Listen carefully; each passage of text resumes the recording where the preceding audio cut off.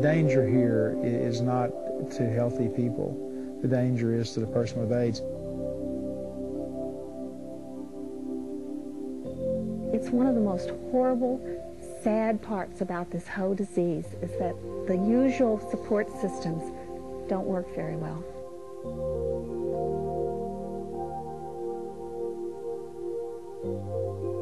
A youngster named Ryan White was in lawsuit trying to go to school in the Midwest, and our family had AIDS.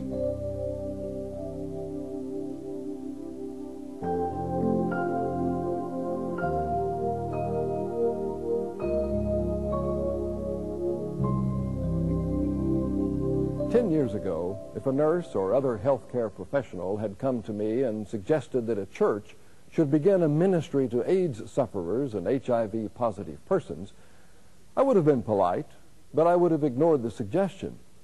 When I first heard about AIDS, or acquired immune deficiency syndrome, I didn't pay much attention to it. It seemed like an obscure malady, so I dismissed it. In recent times, though, I've realized that churches need to minister to persons affected by AIDS. Our job as Christians is not to pass judgment on how people get AIDS, but to reach out to those affected by it with the love, compassion, and forgiveness of Jesus Christ. In 1985, Dr. Jimmy Allen, a well-known Baptist leader and past president of the Southern Baptist Convention, started his journey through the Valley of the Shadow. His daughter-in-law, Lydia, had received an HIV-infected blood transfusion during her pregnancy with her first child, Matthew.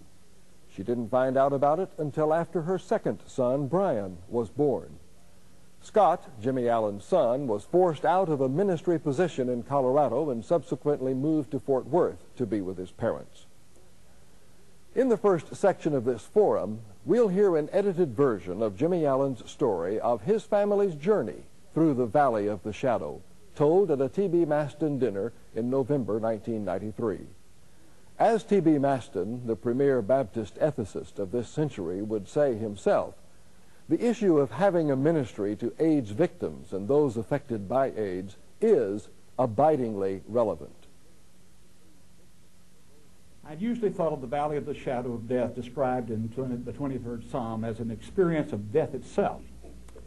The assurance that was that the Good Shepherd who had provided refreshing in life, guided our paths, protected us from the assaults of enemies, comforted and corrected us, would also go with us through the valley of the shadow of death. It brought encouragement to me and to those with whom I shared it. I come to share discoveries in the valley of the shadow, some deeply disturbing aspects of the journey, some green pastures and still waters discovered in unexpected places, and some deep convictions about the challenges we face as believers in walking with the shepherd in our contemporary world. The nightmare began for me with a late night telephone call 8 years ago. I was at the Stouffer Hotel in Nashville, Tennessee. My day had been frustrating and exhausting as I had sought to persuade a group of denominational bureaucrats to alter the massive budget of the Southern Baptist Convention slightly in order to achieve daily access through cable television to millions of homes. They were not about to do it. The call was from Colorado Springs. I just returned from a visit there. Our newest grandson, Brian, had been born to Scott and Lydia. He'd been in and out of the hospital. Lydia had had another difficult delivery from a trouble-plagued pregnancy, and Matthew was 3. He also had a premature birth and a great number of complications. We've had a call from the blood bank in California. They tell us that some of the blood Lydia received in the transfusion during Matthew's birth was contaminated with HIV virus. We tested. Lydia, Matthew, and Brian are all positive. I tested negative. HIV, what does that mean? AIDS. Should I come? Not yet. We'll let you know. The world went into a whirl. I pictured the flaming home of the little boys in Florida who had AIDS by transfusion and were driven from their school and town by the fear-crazed behavior of people. A youngster named Ryan White was in lawsuit trying to go to school in the Midwest, and our family had AIDS.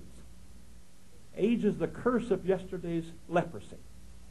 The same fear which drove people to isolate lepers, the same breakdown of body which leprosy did to lives, the same despair in search for solution characterizes our society's experience with it. It complicates the issue when the element of shame and guilt can be added to justify our frozen attitudes of condemnation. We're now reaping a harvest of death from AIDS. The next 14 months will claim another 130,000 lives. I found out something about statistics. They don't mean anything. They even become a sedative to the conscience of a nation when projections are not accurate and we're, quote, doing better than we thought.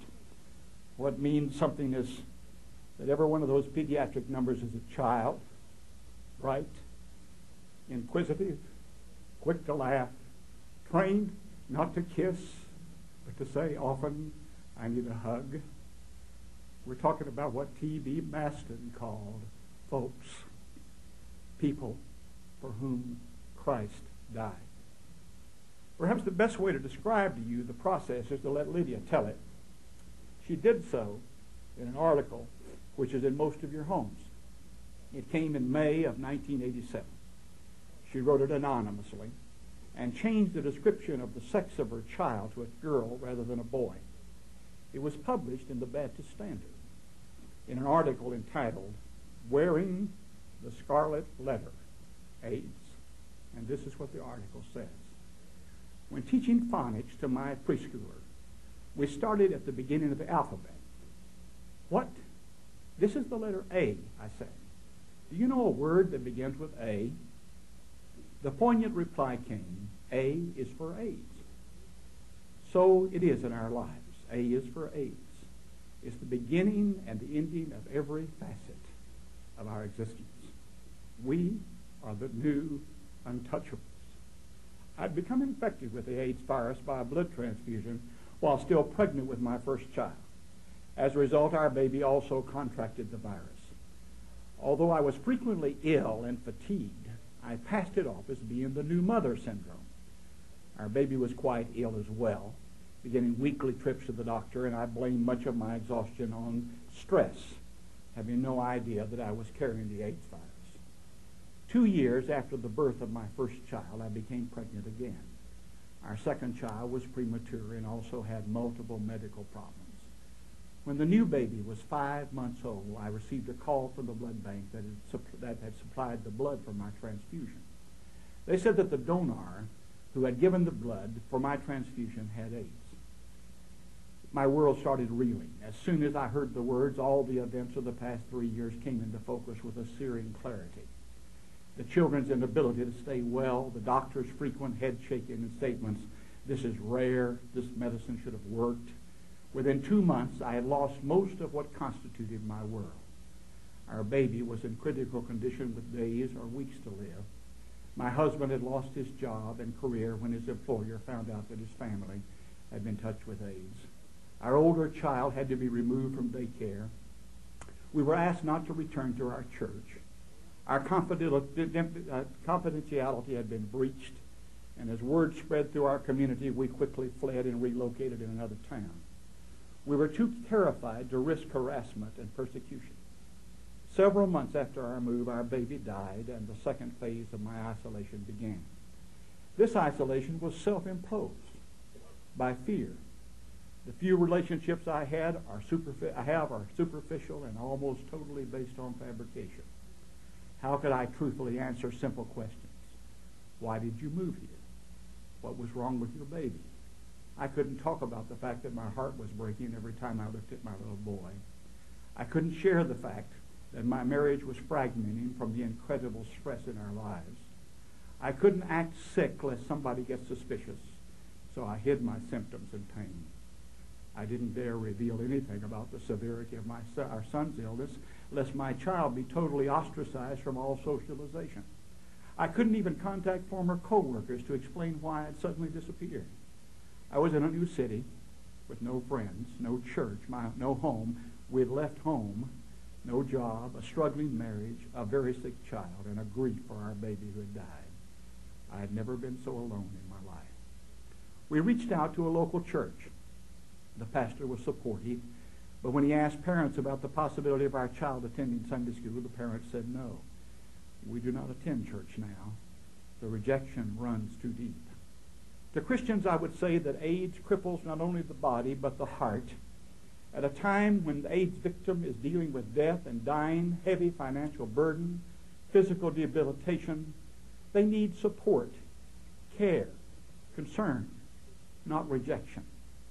If there ever was a time to reach out and touch the lepers of our day, it's now. I wear the scarlet A.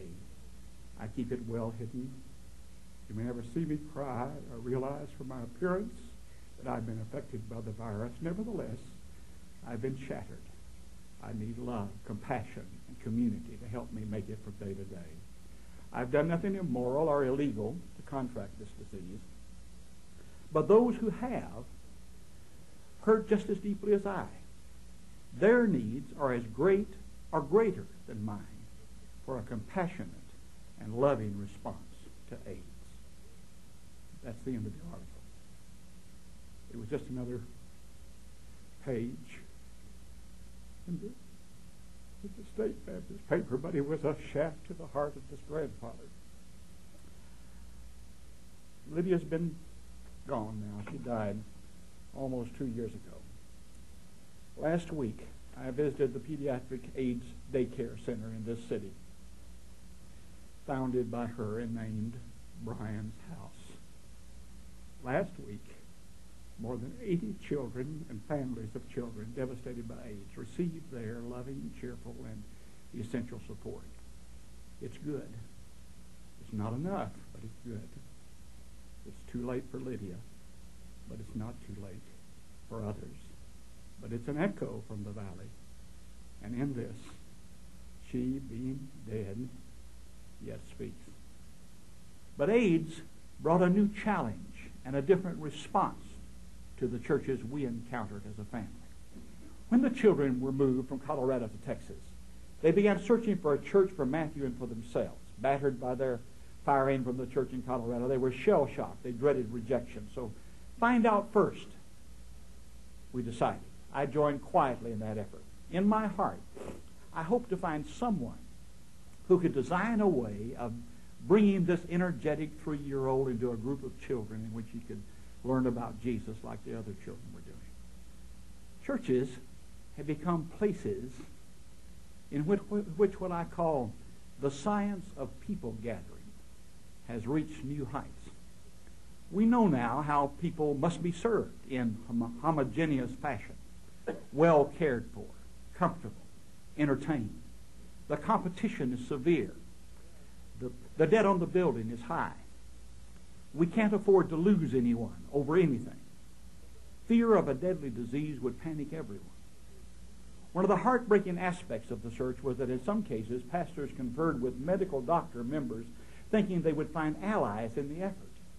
But no 1,000% certainty of guarantees were forthcoming. In order to cover their liabilities, the doctors were saying, we don't know enough to be sure. Something may turn up or will turn up that might show that this infectious threat is greater than we know.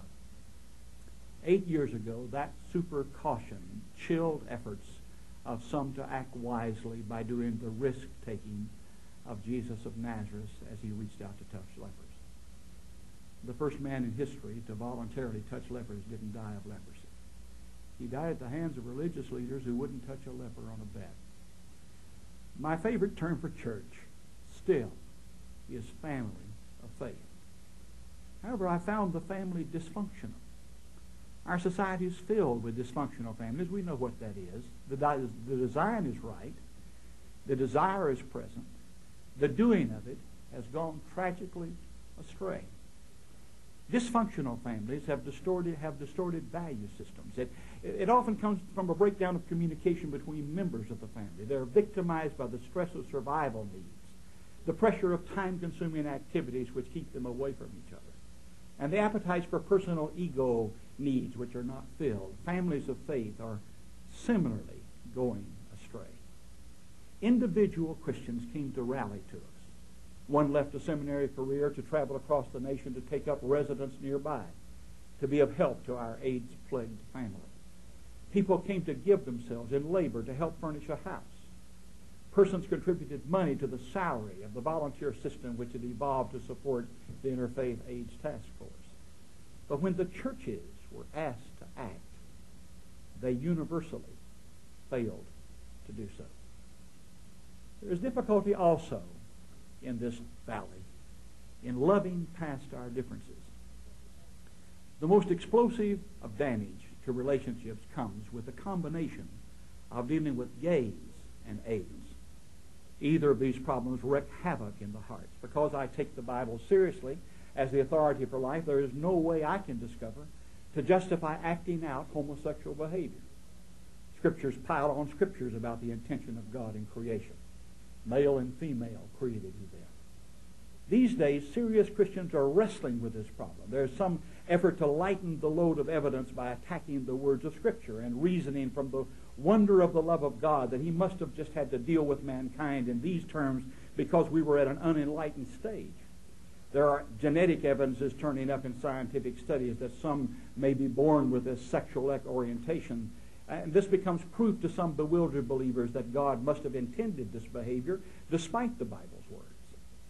Searching through the minefield of ideas to find principles of fidelity and moderation which apply to all relationships, they deal with the homosexual issue by calling for a style of responsible behavior within the same gender commitment. The explosions of fear across the nation are accelerated by the thundering pulpit voices calling it the judgment of God on sinful behavior. They, quote unquote, deserve it. Blame them, quote unquote. The scapegoat is easy to spot. Our son Skip is one of the most talented, sensitive human beings I've ever known. Spiritually inclined and musically gifted, high sense of humor. He struggled through adolescence with the purpose of God for his life. I lived through his rebellions and his repentances. I was inwardly sure that he would end up serving God in some vocational way. I thought I'd die the day it dawned on me that he was gay. I'm grateful for the love and the respect for me which caused him to try to avoid damaging what I sought to be and to do. Through conversations and therapies, he sought to express his frustrations. Our differences of opinion are deep and continue to be so, but we love each other through them. I respect him. I love him. He's carving out a meaningful life in helping others. He loves God, and he's HIV positive. Wanda manages it better than I do. Mothers just seem to do that. Our challenge is one of loving each other past our differences. There are those who refuse to let that happen. If you don't accept my lifestyle, you reject me. The secret is that what your behavior is at any given moment and may or may not be a reflection of what you really are. I have a lifestyle, but it's not all of me. The biblical term in that question is whether or not you can love the sinner and despise the sin. Jesus managed to do that. God does it all the time. To the degree His Spirit indwells us, it can become a pattern of life. Judgmentalism is deadly to human relationships. But love goes past that to the heart of the matter. Persons are more than the sum of their parts. We move beyond theology to love. There are some green pastures and still waters in the valley. The shepherd promises provision, green pastures, still waters, a restored soul, guidance in right ways, the strength of his rod and the correction of his staff, the shield from the blows of enemies, at least at some meal times, an anointed refreshing of the mind, and a thirst-slaking cup of sustenance. I come to bear testimony from the valley that his promises are all true. I hesitate to verbalize this, lest it be construed as claiming more than I experience. But the bottom line of the shepherd's promise for the valley of the shadow is not circumstance, but presence. And there are times and seasons when the flashes of it provide perspective. There's an awesome awareness that escapes words. I experienced it this week as I came over here. A friend sent me from another state, a lay person I had once ministered to, a letter of encouragement. And in it he sent a tape that he had just duplicated to give to his wife, for they were in a struggle time. And he said, I just thought you might like to receive it. It was a 1978 sermon that I had preached on Habakkuk, on living life's questions. It was unbelievable as I drove toward the airport to hear God using something I said and thought 15 years ago to speak to me today. And as I listened, I realized that what I had said had come true in my journey over and over again. And that God was somehow giving me hinds feet and letting me know that the justified don't live by what they can do or what they think they can do. They simply live by faith. The psalm concludes with, surely goodness and mercy shall follow me all the days of my life, and I will dwell in the house of the Lord forever. An insurance executive recently reminded me that nothing can follow you unless you're moving. Forging ahead through the valley of the shadow becomes the basis for claiming the promise of the goodness and the mercy. As I do so, I hope the echo you hear will be one of discovery and of joy through whatever the shadow holds.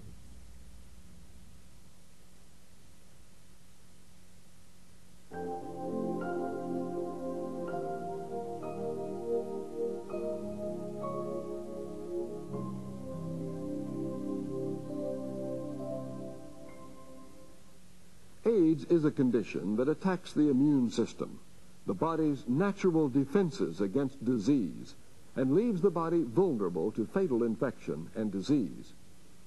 AIDS is caused by a virus. This virus spreads from one person to another through sexual contact, use of contaminated IV drug needles, and, rarely, through blood transfusions.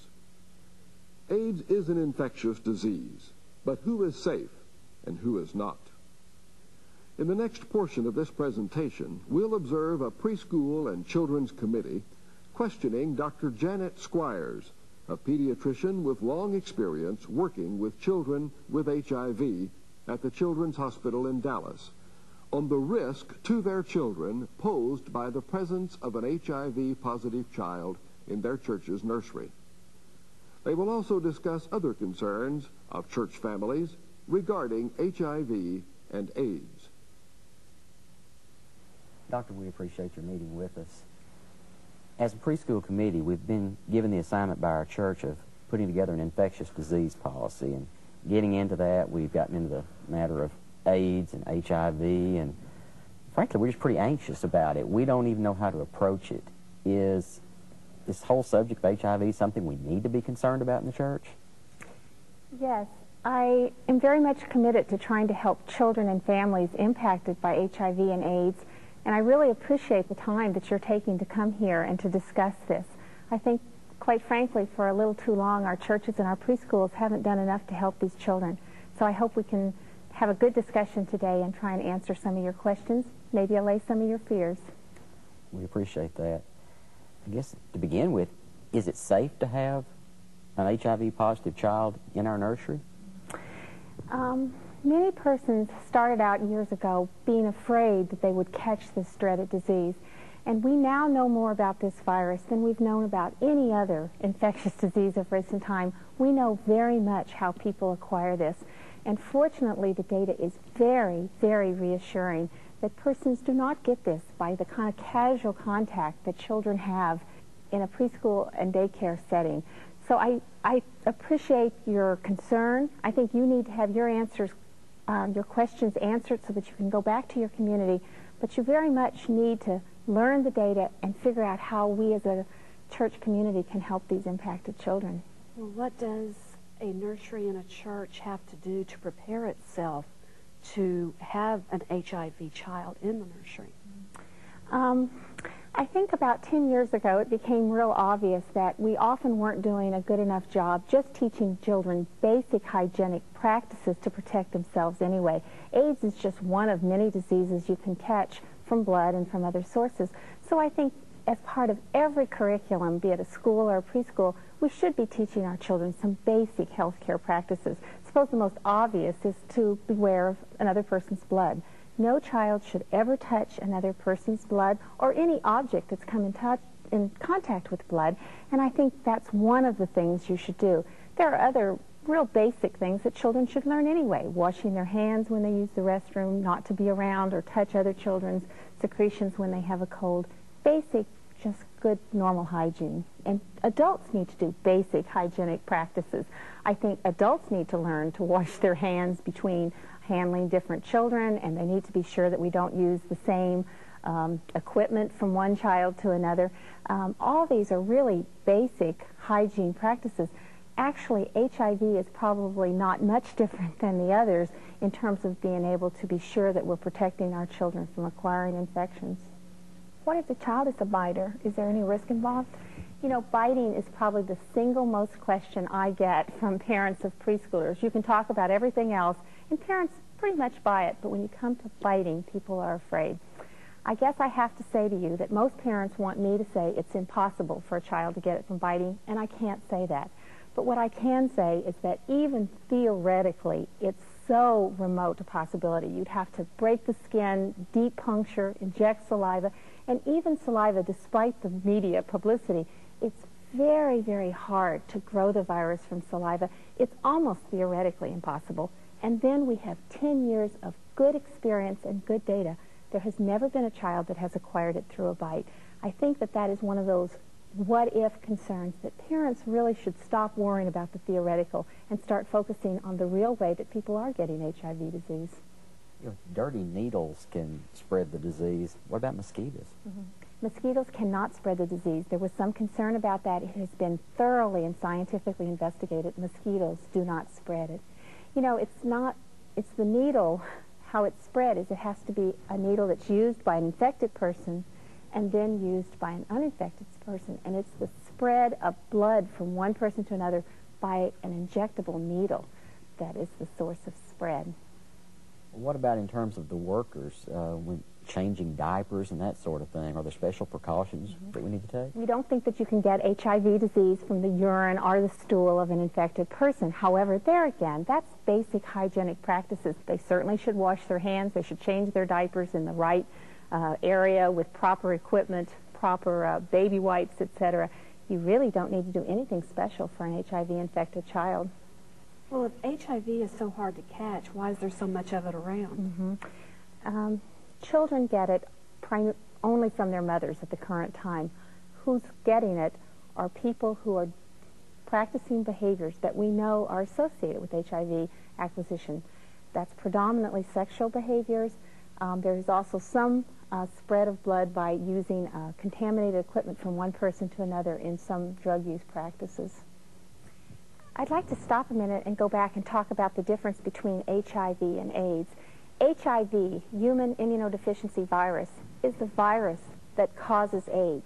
Once people are infected with the HIV virus, they cannot be cured, or there has never been a case of a person that has been cured.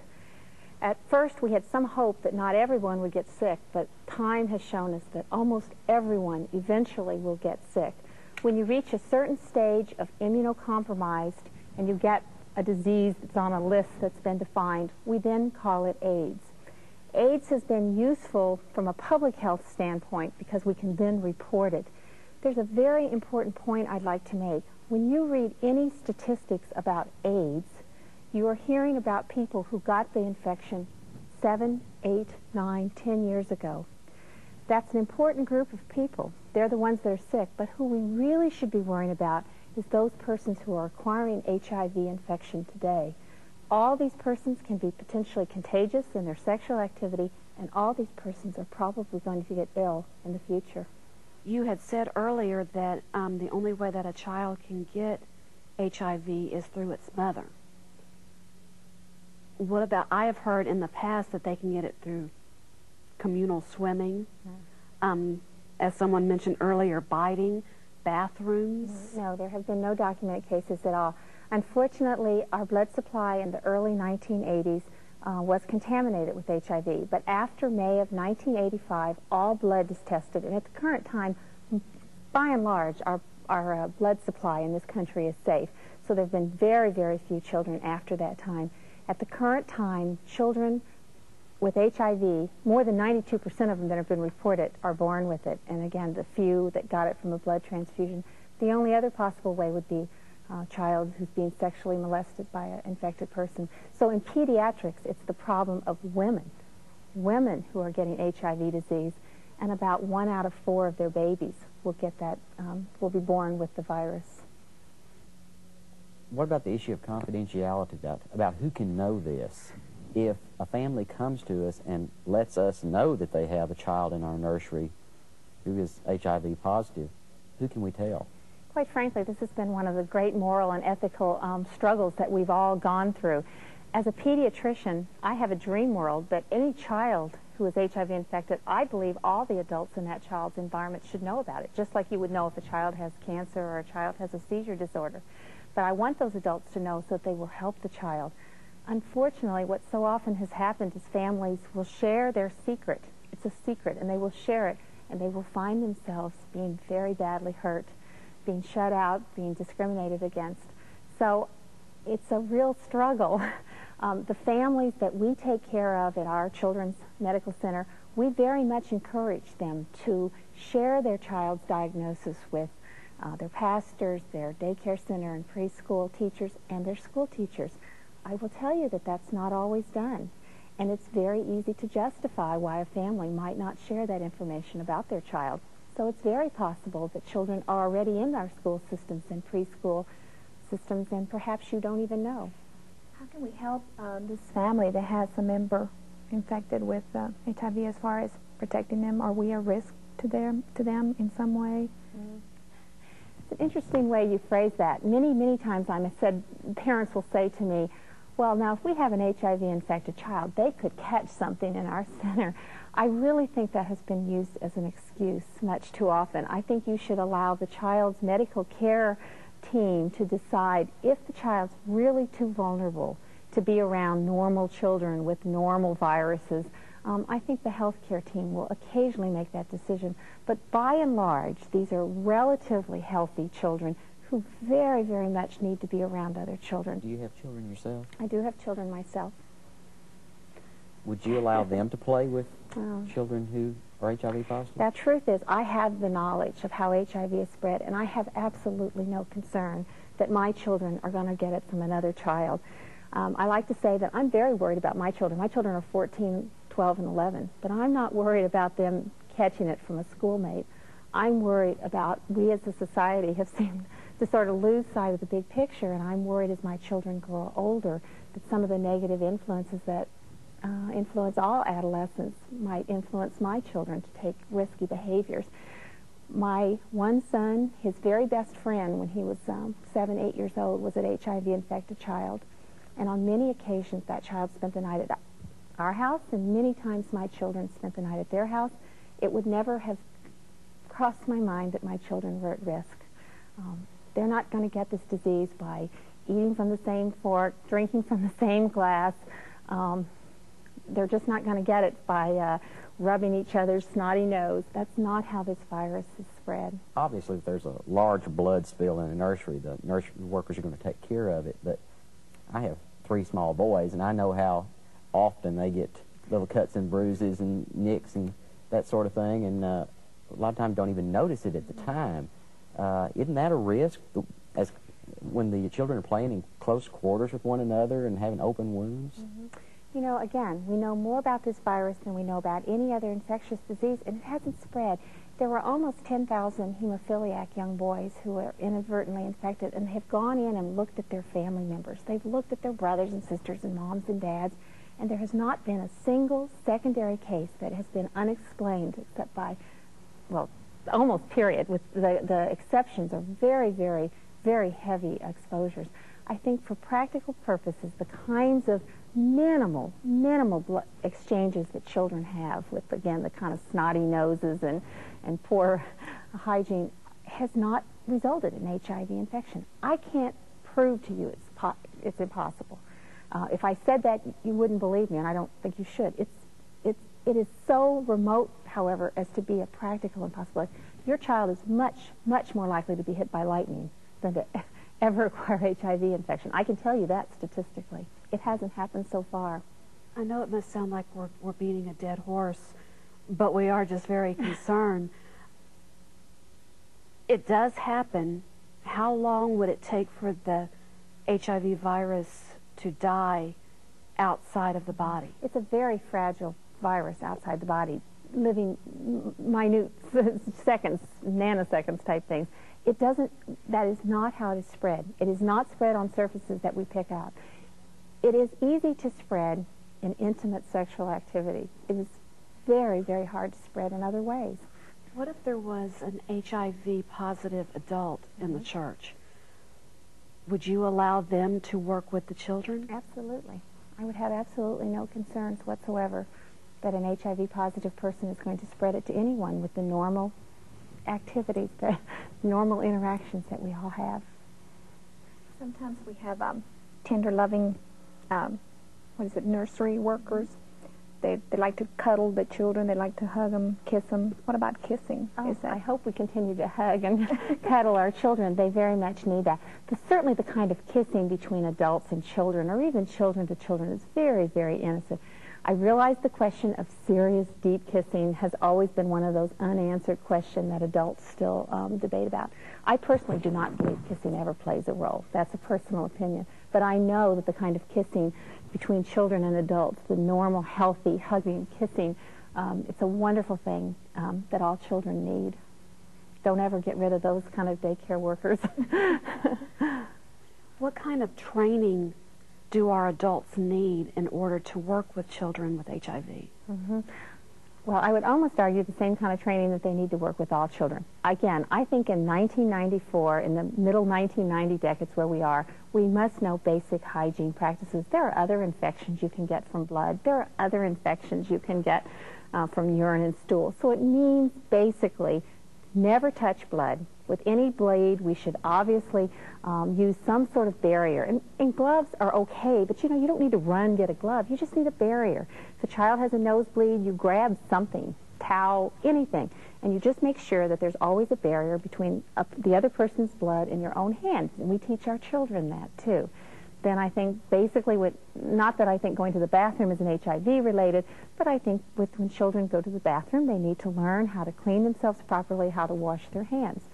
When children are sick, they have fevers, they have really bad snotty noses, they shouldn't be in a group of other children anyway. Not that that's HIV related, but those are the basic hygiene practices that I would hope that your preschool, your daycare center adheres to. What about training for the emotional needs of these children? Well, that's much tougher, isn't it? There's two groups of children that have been hard hit by this virus. One of those children who are infected. The other is children who are not infected, but whose parents are, or who people they love are. And one of the terrible things is these children, it's a secret. Many times they're not even told about it. And then it's a secret. You have to tell them it's a secret. So it's very hard sometimes to even know the emotional needs that these children have. They don't always tell you. In my dream world, we would all know about HIV disease. We would give to that child, whether infected or in an infected family, the same sort of love and support you would give him if his parent had cancer or his parent had whatever it is. I think you're obviously motivated and you care for children or you wouldn't be here. In some ways, the HIV-infected child needs the same thing that all these children need. A little love, a little understanding, a little of the kind of things they need to cope with something that's so unfair. I have two daughters. One is 11 years old and the other one is 8 years old. Obviously, my 11-year-old is getting into that teenage stage. How much do I teach her about AIDS so she can help protect herself? I think that's an individual parent's decision, to be real honest.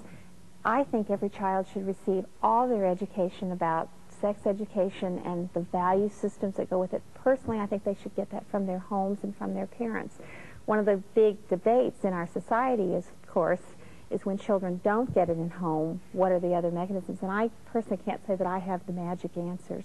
I do believe, as a point, however, that all children deserve the knowledge. This is my opinion. I think all children deserve the knowledge of what the risks are and to know how to protect themselves. How they get that knowledge should ideally be from their families with good, right information and the value judgments that have to go along with when you talk about things like sexual activity, drug experimentation, risk-taking behavior. Those things have judgmental values with them. I guess we'll probably be talking for the next couple of years what we as a society want to do with children who don't have that good home life. What does the future hold? You know, the first 5 years or so of the HIV epidemic was a time of great fear, but very, very quickly some brilliant scientists were able to identify that this was a viral illness and to recover it. I sometimes wonder what would have happened if this disease would have occurred 30 years ago when we didn't have the mechanism. It sort of occurred right about the time we were able to actually identify it. It was a very exciting time. But you know, now, quite frankly, it's very, very discouraging. We are not anywhere close to a cure. And many of the leading scientists and researchers in the world are actually sometimes talking as if we might not be able to really cure it. We might be able to treat it. We might be able to contain it. We're not sure we can cure it. So I think all of our efforts have to go to prevent it. We need to prevent this infection. So frankly, all the church needs to do is maybe deal with the emotional needs of these people. I wouldn't say only. I think the church needs to educate its members. This is, to me, I think this is one of the great questions of our times. It's a new disease. We've never had anything quite like it. I think you have to be informed citizens that help establish public policies about lots of things, about prevention efforts, about public spending for care of these impacted families. I think it's much more than the emotional needs. But perhaps for the families in your community, you need to find out what their material needs are and what their emotional and psychosocial needs are, and to try and provide them the help that they need. You seem to be so highly motivated to work with people with HIV. How did you get that way? Well, I am a pediatrician, and my background is pediatric infectious diseases. But when I trained, there was no such thing as HIV and AIDS. And in the mid-1980s, I was a pediatrician in Fort Worth, Texas, and I began to take care of a couple children. One of the very first families that I did meet was the Allen family that I know many of you know. It was a family with a terrible, terrible secret, a mother who had gotten a blood transfusion, contaminated, who had 2 children before she knew that she was HIV infected. It was a family that from the beginning, when they tried to share what had happened to them, met one form of discrimination after another. And they moved back to Fort Worth, and I became the pediatrician for the 2 children. And I must say that was an experience that personally changed my life. I saw that this was a new disease, that we'd never met anything like it. I saw what it did to that family, and so I very much want to be involved trying to help the children that have been so badly hurt by this really new disease. Doctor, we'd like to thank you for taking the time to talk with us today. Do you have any final comments or suggestions that we can take back to the church? You know, sometimes I feel that I'm so lucky because I have seen this illness up close, and I have met the people that it has hurt. And so it has given me sort of a certain amount of perspective that it's very hard to share with somebody who is still at the stage where it's somebody else's problem, and I don't want it near me, and I don't want it near my family. I don't know the real answers to that, except to try and challenge people to let them know that people are really hurting, and to let them know that churches which have done so much to improve the lives of persons who are struggling with other issues has been so negligent or so slow to respond to the needs of the HIV-impacted families. So I think you're just going to have to go back and think of your community, what their strengths and resources and their fears are, and try to deal with it.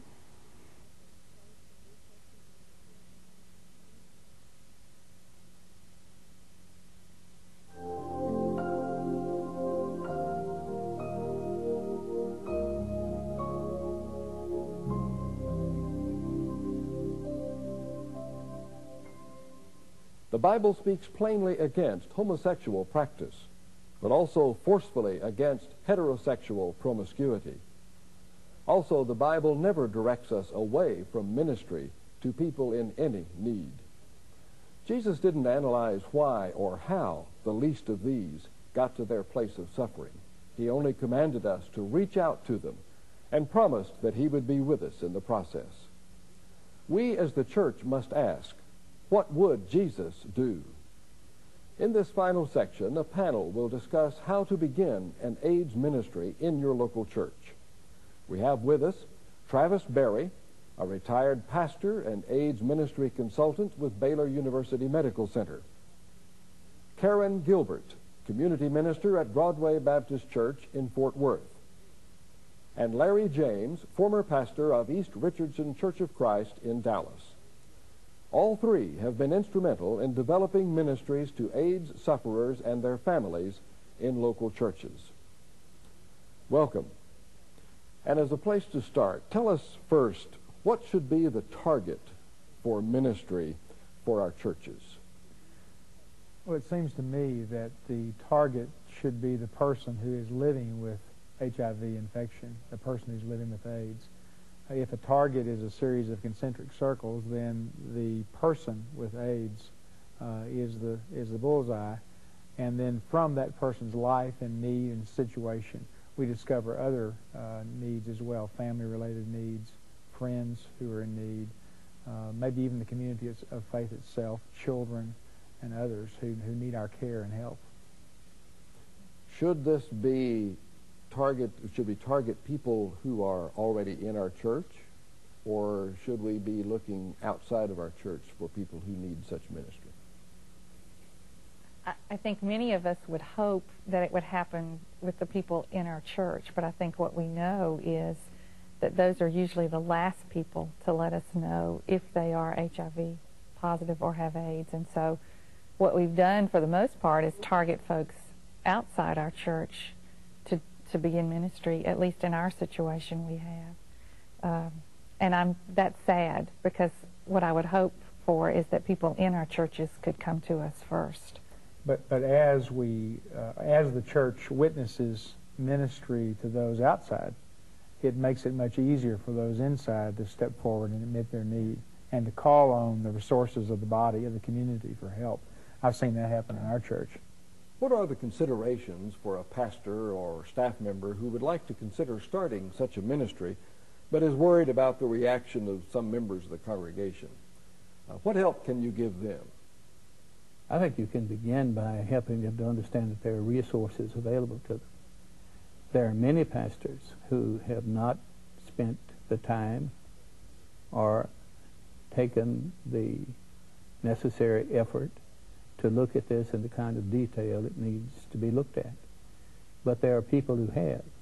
And if he would get acquainted with them, if he would bring someone into the congregation that he could endorse, stand with them on the platform while they said to the people what needed to be said, and it would be their burden of responsibility, not necessarily completely his, but theirs. I think in that kind of context, you begin to create an environment that says we're in the process of learning how to minister to people we care about. We don't know how to express that yet. And when that happens, or begins to happen, then you begin to open up doors. Ideally, this kind of ministry, I believe, should be initiated by pastors and senior ministers, those who stand to speak the Word of God. I think it's fortunate that many such ministries have been initiated by staff people who understand the heart of Jesus. But I believe that if a pastor understands the heart of Jesus, then he begins to speak that heart, confessing his own fear, his own insecurity, his own personal concerns about raising the issues with great humility and tact, but still pressing the model of Jesus before the church. And then a momentum begins to develop that will carry not only his ministry, but other ministries that come out of the life of the folk. How do we go about ministry?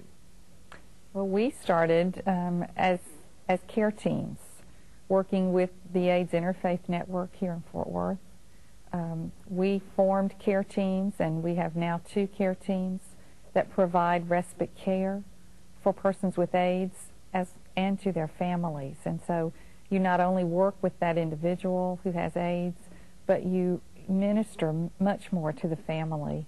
And we are called in, well, the last 3 to 6 months usually of life. So we deal with the hard times. But to provide respite care and to make ourselves available for whatever needs to be done during those last months of life.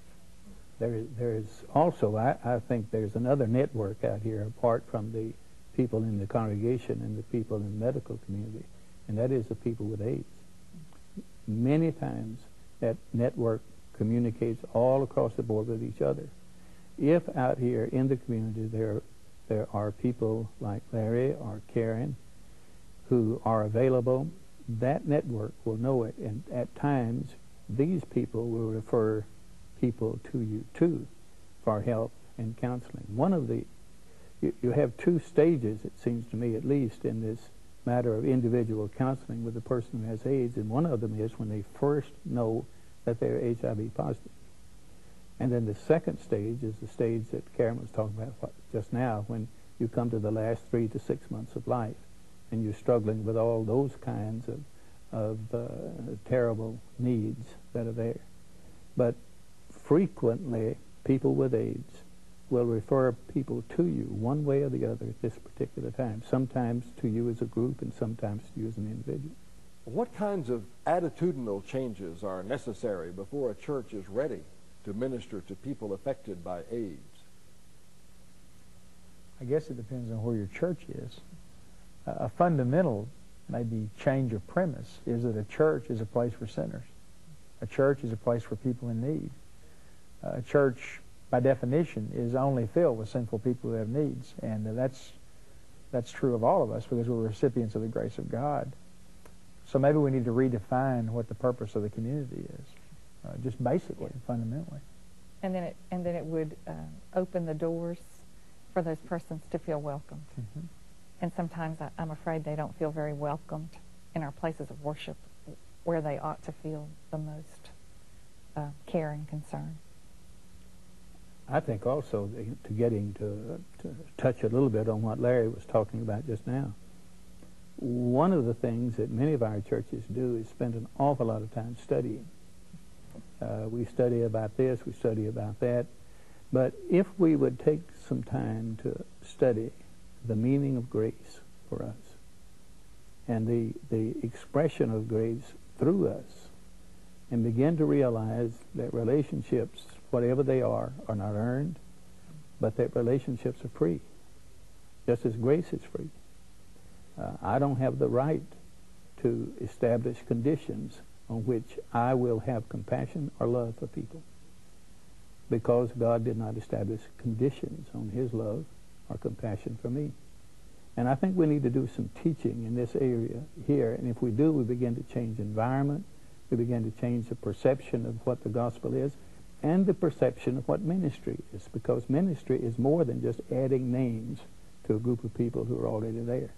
What about some of the people who are already there, who are going to talk strongly against something like this?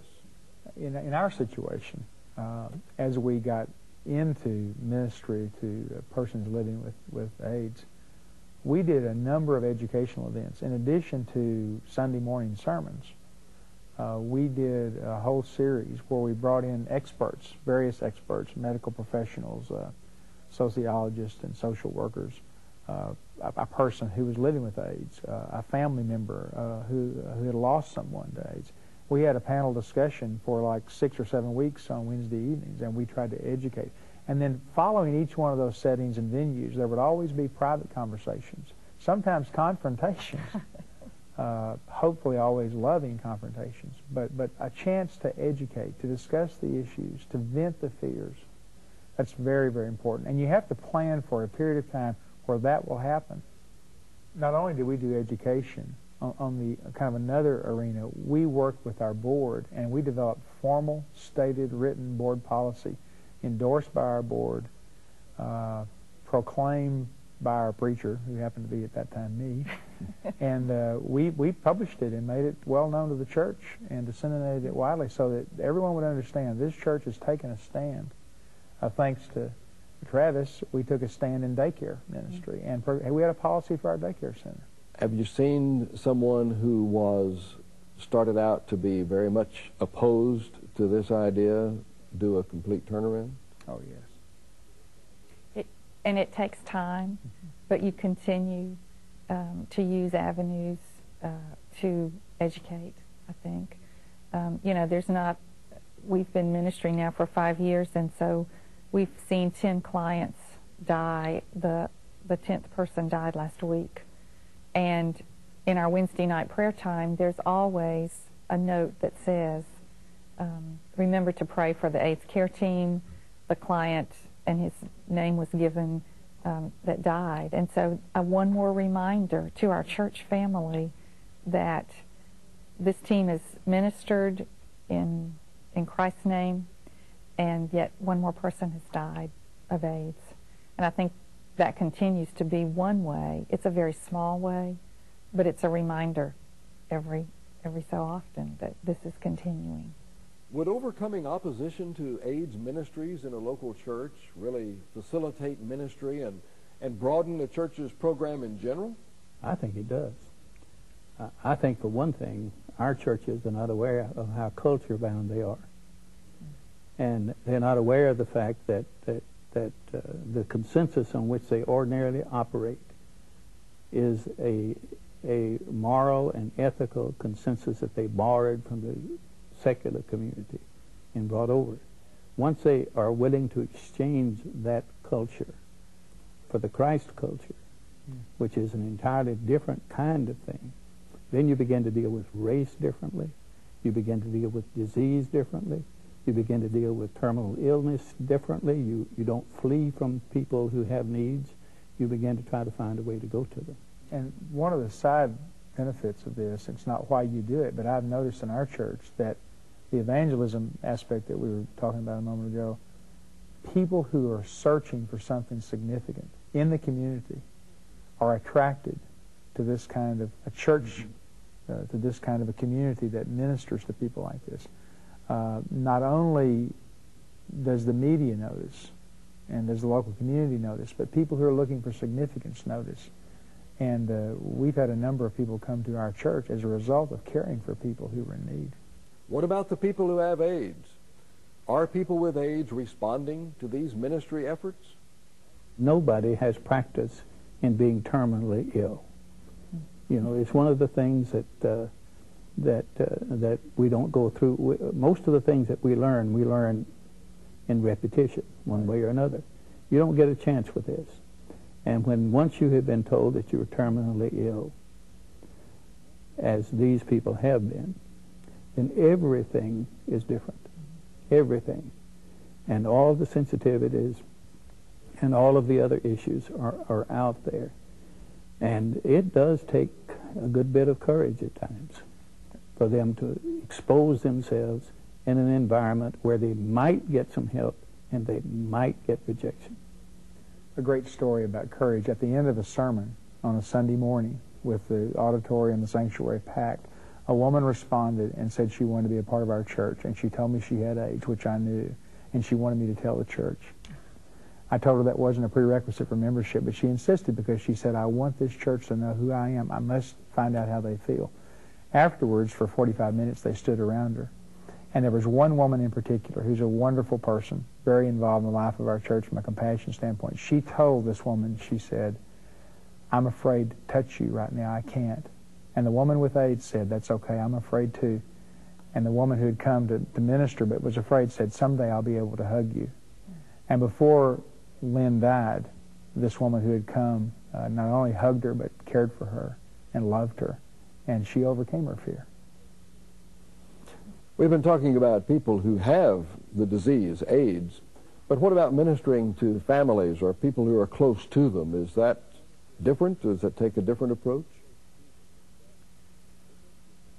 It's a supportive kind of approach that often involves people who are very confused, hurt, obviously afraid, more and more families who are very supportive and who are wanting to be present.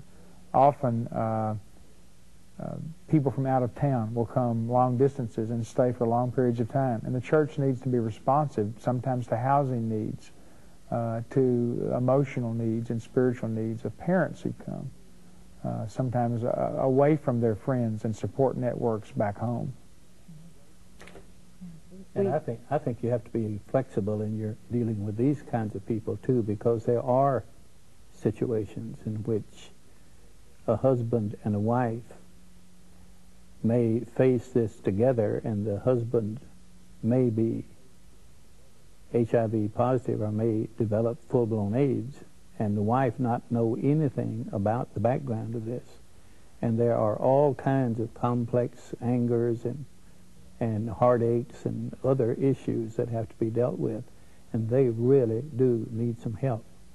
They can't really work this through by themselves. I remember vividly a mother who had come and lived at the son's house while he was sick, and really thought she was going to take care of him by herself. She really was not needing the team at all, and was very reluctant to let us in. And so we worked at it for several weeks, and when her son died, she said to me, she said, "I can't believe that I could have ever done this by myself." And we had become her family, and she had become a part of our church through the process. We also saw her son baptized, accept Christ, and do a baptism at home, and some wonderful things happened in that relationship. She's now gone back to her house in another part of the country, but there's always a special place in our hearts for her. You have occasionally a circumstance such as one I was thinking about just now, where a lady brought her brother into her home. She had 2 teenage daughters, married, a good home, no other family for the brother. She brought him into her home. It cost her her family. Her husband left her. She had to have some help. And the children in that family, who were teenagers at that time, had to have some help too. And you had to do all kinds of counseling and help and explaining and substituting for some of the issues that were there. This is very complex, very difficult, and yet it's a place, as we said just a few minutes ago, where if you have the desire to help, there's a handle for you to put your hand on. Is there a danger there in looking down our nose at someone that has, I mean, do we paint them with the wrong kinds of brushes? Well, I think so many times we do want to look down, that something they've done has not been quite right. You know, this has happened. I think that's the wrong way. God has not given us punishment for that, for any of those kinds of reasons. I think so many times we forget Christ's model, and it may take going back and looking again at where do we find Christ, you know, or the question we ask in the beginning, what would Jesus do? Because when we look at the stories and we look at the gospel, Christ was always with the people who were hurting and who were sick and who just never were accepted by a norm. And so I think he can be the teacher for all of us as to compassion. But that takes some soul searching and some study and some reflection and some time on our part to spend the time to do that. And I think that we can begin our trek towards learning compassion, first of all, with that. And at the same time, reflect clearly on ourselves to see what God has done to accept me. Mm-hmm. I am not worthy of his acceptance. I have not earned his acceptance. I can't. And yet he's accepted me. And so if he can accept me, who am I to say I can't accept someone else? I guess my preparation for this kind of thing began 30 years ago. I came back from Brazil, having been told in Brazil that I was terminally ill, and went into a hospital here in the States and was told again that I was terminally ill. Was put in a in a wing of the hospital that all of the people in that wing were terminally ill. And I was in and out of that hospital for 6 months, weeks and weeks at a time. During that period of time, as a returned missionary, I was visited by 2 people in that city who were Christians. 2, apart from my family and the close friends that I had. And I watched the people on that wing die, and I went up and down the halls trying to help do the things that I was able to do for them. And came to the conclusion that there's hardly anything I know of worse than dying alone. And I made a promise that if I could help people, I would not see that anybody ever died alone. And that's part of what this is about. Thank you all very much for being with us today. God has laid before us an enormous mission field, and it's only going to get bigger. Our churches are faced with a real opportunity. We can show the world that the same Jesus who befriended lepers in the 1st century is the friend of persons with AIDS, the lepers in the 20th century. These people are incredibly open to the gospel and the ministry of Christ's presence through his people. As Jesus put it, the fields are white unto harvest.